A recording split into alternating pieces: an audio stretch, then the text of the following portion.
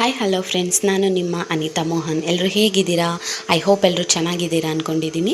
ನಾನು ಇವತ್ತು ನಿಮಗೆ ಸಿಂಪಲ್ಲಾಗಿ ಟೊಮೆಟೊ ರಸಮ್ ಯಾವ ರೀತಿ ಮಾಡೋದಂತ ತೋರಿಸ್ತಾ ಇದ್ದೀನಿ. ಬನ್ನಿ ನೋಡೋಣ. ಇದು ಜ್ವರ ಬಂದು ಬಾಯಿ ಕೆಟ್ಟಾಗೆಲ್ಲ ಈ ರಸ ತುಂಬ ಚೆನ್ನಾಗಿರುತ್ತೆ. ಇವಾಗ ಬನ್ನಿ ನೋಡೋಣ ಹೇಗೆ ಮಾಡೋದಂತ. ನೋಡಿ, ನಾನೊಂದು ಪಾತ್ರೆ ತೊಗೊಂಡಿದ್ದೀನಿ. ಅದಕ್ಕೆ ನೋಡಿ ಒಂದು 4 ಟೊಮೆಟೊನ ಹಾಕ್ಕೊಳ್ತಾ ಇದ್ದೀನಿ.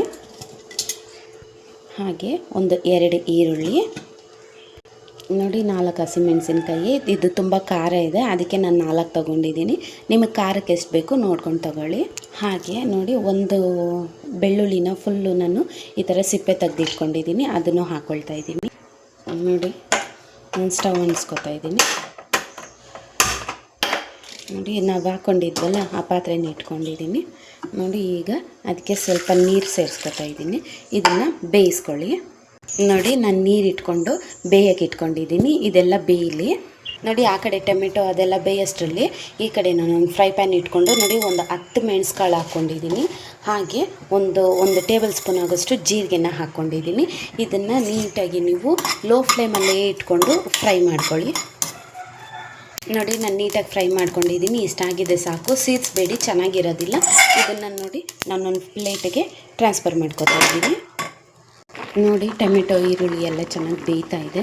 ನಾನು ಈ ಟೈಮಲ್ಲಿ ನೋಡಿ ಒಂದು ಸ್ವಲ್ಪ ಕೊತ್ತಂಬರಿ ಸೊಪ್ಪನ್ನ ಹಾಕ್ಕೊಳ್ತಾ ಇದ್ದೀನಿ. ನೋಡಿ, ಟೊಮೆಟೊ ಎಲ್ಲ ಒಡ್ಕೊಂಡು ಚೆನ್ನಾಗಿ ಬೆಂದಿದೆ. ಈಗ ಇದನ್ನು ಸ್ಟವ್ ಆಫ್ ಮಾಡಿಕೊಂಡು ನೋಡಿ, ಸ್ಟವ್ ಆಫ್ ಮಾಡ್ಕೊಂಡಿದ್ದೀನಿ. ಈಗ ಇದನ್ನು ನೀರು ಸಪ್ರೇಟ್ ಮಾಡ್ಕೊಬಿಡಿ, ಆವಾಗ ಬೇಗ ತಣ್ಣಗಾಗುತ್ತೆ ಅಂತ ಅದೇ ಅಷ್ಟೇ. ನೋಡಿ, ನಾನು ನೀರು ಸಪ್ರೇಟ್ ಮಾಡಿ ಇಟ್ಕೊಂಡಿದ್ದೀನಿ. ಈಗ ಇದನ್ನು ತಣ್ಣಗಾಗೋದಕ್ಕೆ ಬಿಡ್ತೀನಿ. ನೋಡಿ ಫ್ರೆಂಡ್ಸ್, ನಾನು ತಣ್ಣಗೆ ಮಾಡ್ಕೊಂಡು ಬಂದಿದ್ದೀನಿ. ಈಗ ಇದನ್ನು ಒಂದು ಜಾರ್ಗೆ ಹಾಕ್ಕೊಳ್ತೀನಿ. ನೋಡಿ, ಹಾಗೆ ಇದಕ್ಕೆ ನಾವು ಫ್ರೈ ಮಾಡಿ ಇಟ್ಕೊಂಡಿದ್ವಲ್ಲ ಜೀರಿಗೆ ಮೆಣಸು, ಅದನ್ನು ಸೇರಿಸ್ಕೊತಾ ಇದ್ದೀನಿ. ನೋಡಿ, ಹಾಗೆ ಒಂದು ನಿಂಬೆಹಣ್ಣು ಗಾತ್ರದಷ್ಟು ಹುಣಸೆಹಣ್ಣು ನಾನು ನೆನೆಸಿಟ್ಕೊಂಡಿದ್ದೆ, ಅದನ್ನು ಸೇರಿಸ್ಕೊತಾ ಇದ್ದೀನಿ. ನೋಡಿ, ಇದನ್ನು ಈಗ ರುಬ್ಕೊಂಡು ಬರ್ತೀನಿ ನಾನು.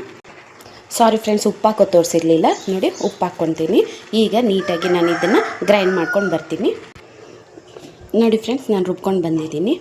ಈಗ ನೋಡಿ, ಸ್ಟವ್ ಮೇಲೆ ನಾನೊಂದು ಕಡಾಯಿ ಇಟ್ಕೊಂಡಿದ್ದೀನಿ. ಅದಕ್ಕೆ ನೋಡಿ 1 ಸ್ಪೂನ್ ಆಗೋಷ್ಟು ತುಪ್ಪನ ಹಾಕ್ಕೊಳ್ತಾ ಇದ್ದೀನಿ.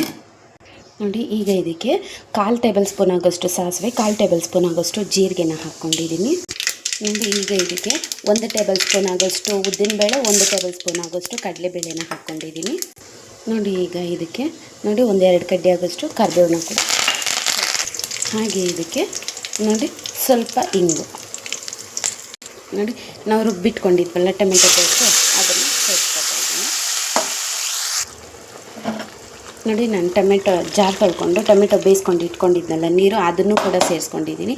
ನೀರು ನೀವು ನೋಡಿಕೊಂಡು ಕನ್ಸಿಸ್ಟೆನ್ಸಿ ನಿಮ್ಗೆ ಎಷ್ಟು ಬೇಕೋ ಅಷ್ಟು ಇವಾಗೆ ನೋಡಿಕೊಂಡು ನೀರು ಸೇರಿಸ್ಕೊಳ್ಳಿ. ನೋಡಿ, ನಾನು ಈ ಕನ್ಸಿಸ್ಟೆನ್ಸಿ ಇಟ್ಕೊಂಡಿದ್ದೀನಿ, ರಸ ಅಲ್ವಾ, ಅದಕ್ಕೆ ನಾನು ಈ ಕನ್ಸಿಸ್ಟೆನ್ಸಿಗೆ ಇಟ್ಕೊಂಡಿದ್ದೀನಿ ನೀರು. ಈಗ ನೋಡಿ 1/4 ಟೇಬಲ್ ಸ್ಪೂನ್ ಆಗೋಷ್ಟು ಅರಿಶಿನ ಸೇರಿಸ್ಕೊಂಡಿದ್ದೀನಿ. ಈಗ ಇದು ಚೆನ್ನಾಗಿ ಕುದಿ ಬರಬೇಕು, ಅಲ್ಲಿ ತನಕ ಚೆನ್ನಾಗಿ ಕುದಿಸ್ಕೊಳ್ಳಿ. ಉಪ್ಪು ಖಾರ ಎಲ್ಲ ಚೆಕ್ ಮಾಡ್ಕೊಳ್ಳಿ. ನಾನೆಲ್ಲ ಚೆಕ್ ಮಾಡ್ಕೊಂಡಿದ್ದೀನಿ, ನನಗೆಲ್ಲ ಕರೆಕ್ಟಾಗಿದೆ. ನೋಡಿ, ನಾನು ಇವಾಗ ನೀಟಾಗಿ ಕುದಿಸ್ಕೊತೀನಿ. ನೋಡಿ ಫ್ರೆಂಡ್ಸ್, ಚೆನ್ನಾಗಿ ಕುದಿ ಬರ್ತಾ ಇದೆ. ಈಗ ಇಷ್ಟ ಆಗಿದೆ ಸಾಕು, ನಾನು ಆಫ್ ಮಾಡ್ಕೋತೀನಿ. ನೋಡಿ, ನೀವು ಈ ರಸನ ಮನೇಲಿ ಟ್ರೈ ಮಾಡಿ ಹೇಗೆ ಬಂತು ಅಂತ ನನ್ನ ಕಮೆಂಟ್ ಸೆಕ್ಷನಲ್ಲಿ ತಿಳಿಸಿ.